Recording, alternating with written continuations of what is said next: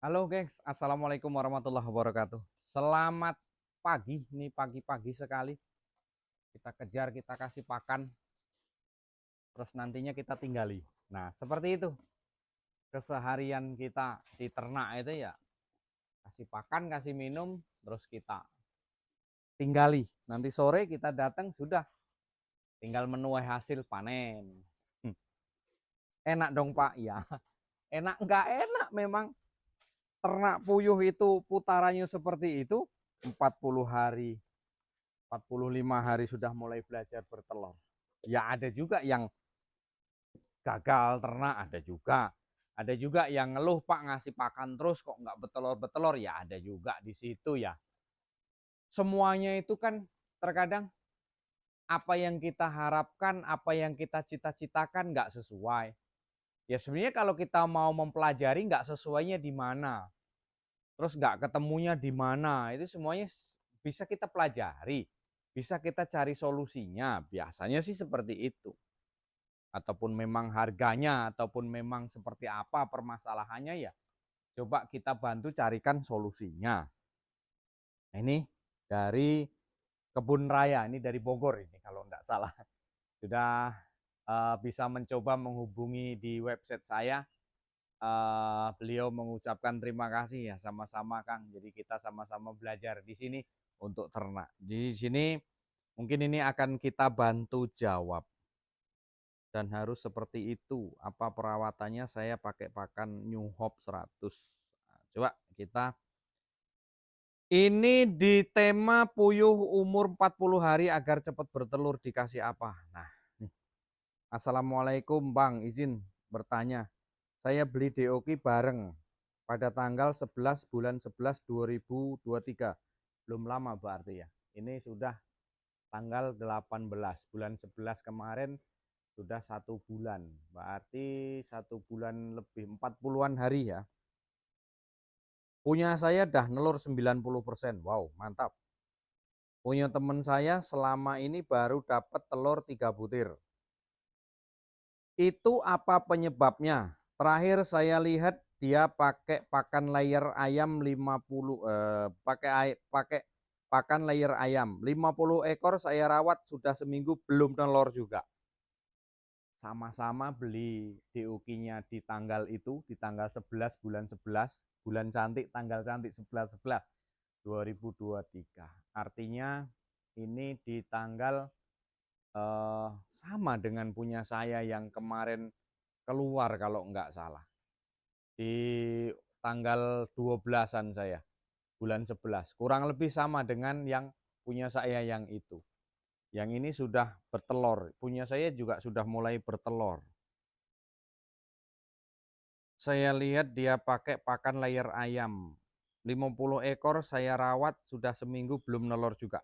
Gini, eh mungkin itu jelas satu DOQ ya, sama ya, semuanya sama. Ngambilnya sama, kasusnya beda orang. Kawan yang satunya ngambil, yang kita ngambil. Punya kita dirawat sudah bertelur, punya dia belum. Nah, itulah kalau rezeki itu memang kayak gitu. Kalau rezeki itu memang kayak gitu. Jadi penyebabnya apa? Banyak. Kalau penyebabnya, kalau kita berbicara penyebabnya banyak. Mungkin dari sini yang kawan-kawan belum apa ya, belum tahu dengan tata caranya, ya kita sama-sama belajar. Puyuh kita perhatikan, satu kandang, satu koloni kalau kawan-kawan nyebutnya. Kalau ya basing lah, terserah lah. Satu kandang, satu koloni. Ini ada rumus tersendiri untuk mengisinya. Jadi panjangnya berapa, lebarnya berapa, ya kan? Panjangnya berapa senti, berapa meter, lebarnya ke belakang berapa meter. Panjang dikali lebar, hasilnya berapa? Dibagi 200. Itulah hasil isi di dalam. Panjang dikali lebar. Panjangnya 100 misalkan, lebarnya 50. 100 kali 50 ketemunya berapa? Dibagi lagi 200. Kenapa dibagi 200? Dibagi 20 ya, karena apa? Karena puyuh itu perlu ruang gerak 20 cm. Makanya dibagi 200 itu tadi. Ya.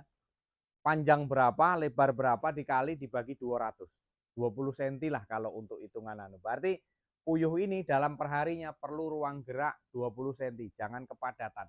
Kalau kepadatan maka dia tidak akan pernah bertelur secara normal. Itu yang pertama.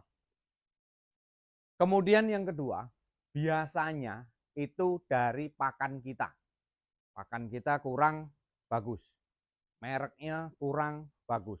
Kalau kawan di Jambi rata-rata, kalau menggunakan BPS itu biasanya di umur 40-an hari itu sudah mulai belajar, enggak lama nanti dia bertelur.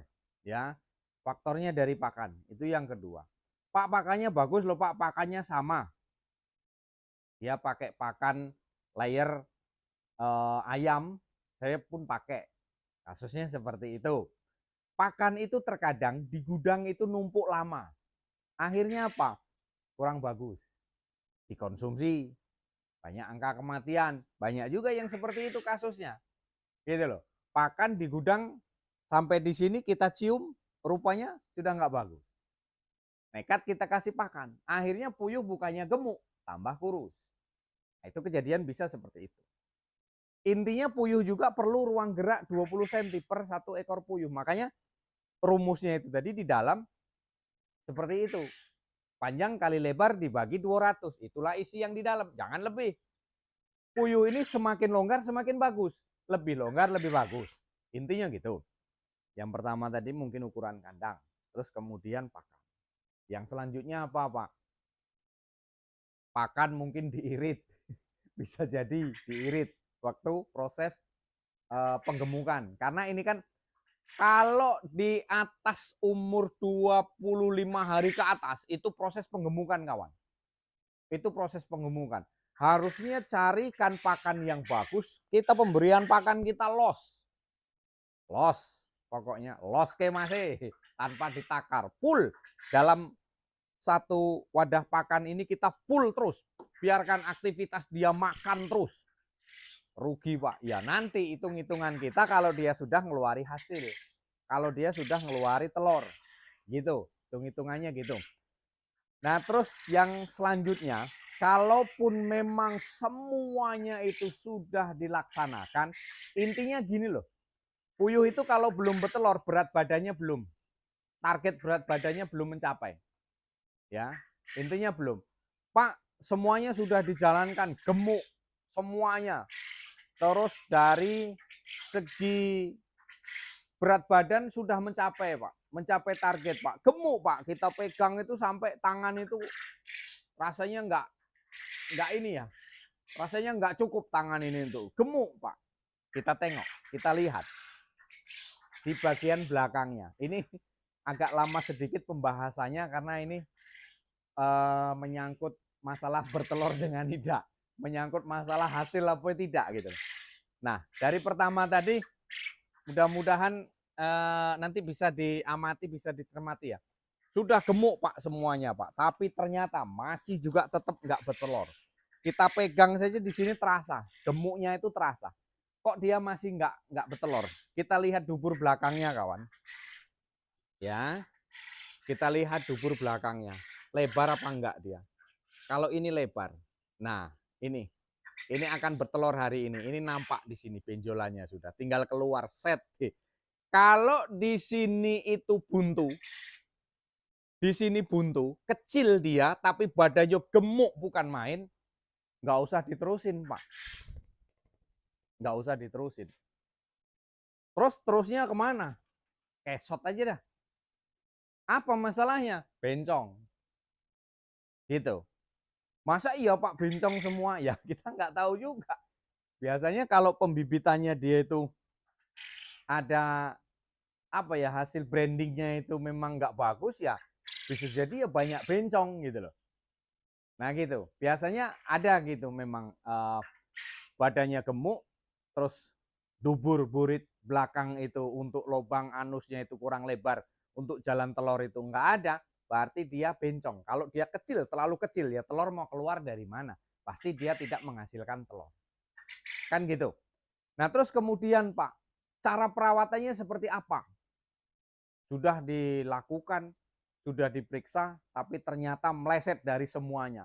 Terus sekarang tindak lanjutnya seperti apa? Kalau menurut saya, perhatikan isinya tadi. Terus kemudian rubah dari segi pemberian pakan minum kita los, ya. Isi kandang tadi diperhatikan. Isi kandang dikurangi dulu. Kita los pakannya. Kita carikan pakan yang bagus lagi. Mungkin pakan yang kita beli kemarin itu terlalu numpuk lama, bisa jadi juga.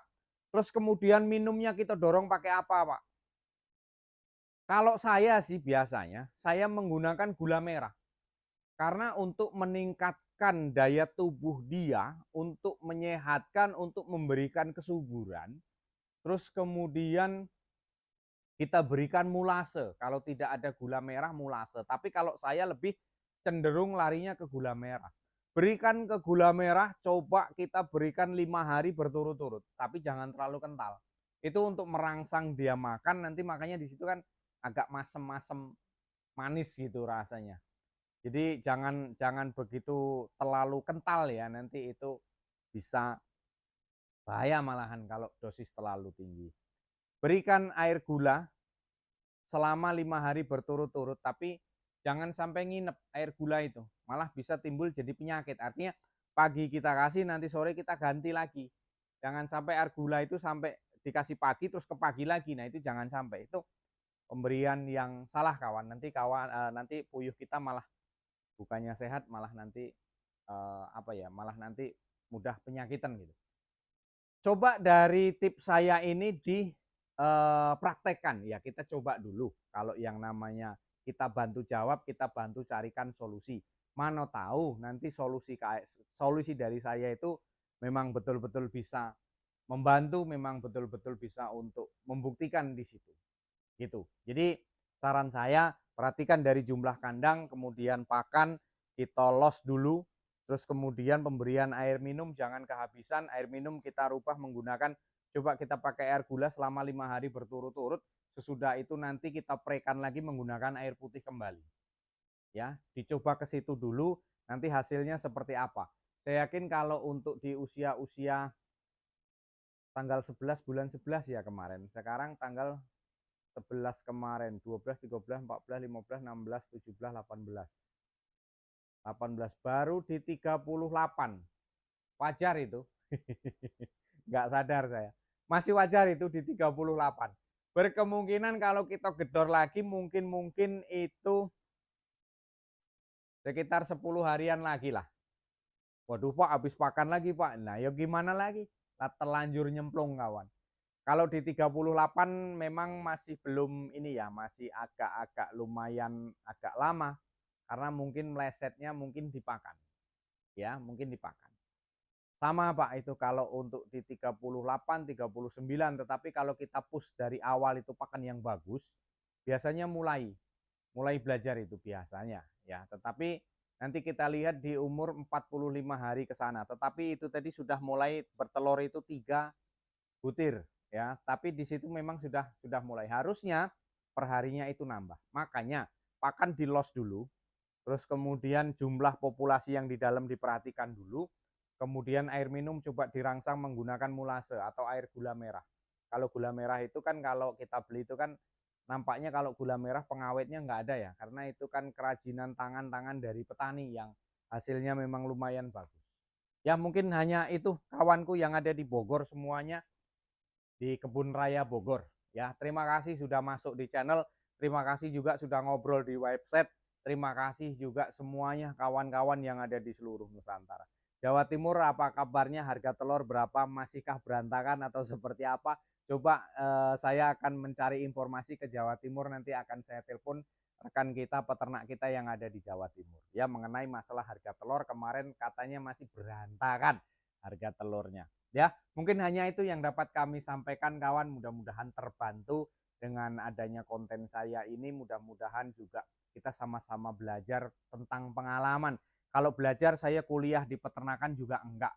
Saya juga enggak ada sekolahnya di situ juga enggak. Ternak puyuh seperti ini bukan cita-cita, bukan keinginan, karena keadaan. Ya, kemarin-kemarin saya mencoba ternyata asik juga, hasilnya lumayan juga, ya saya teruskan. Ya, mungkin hanya itu, kurang lebih mohon maaf. Salam ceketer, tetap semangat. Salam ceketer dari Jambi untuk rekan-rekanku semuanya, tetap semangat kawan-kawan.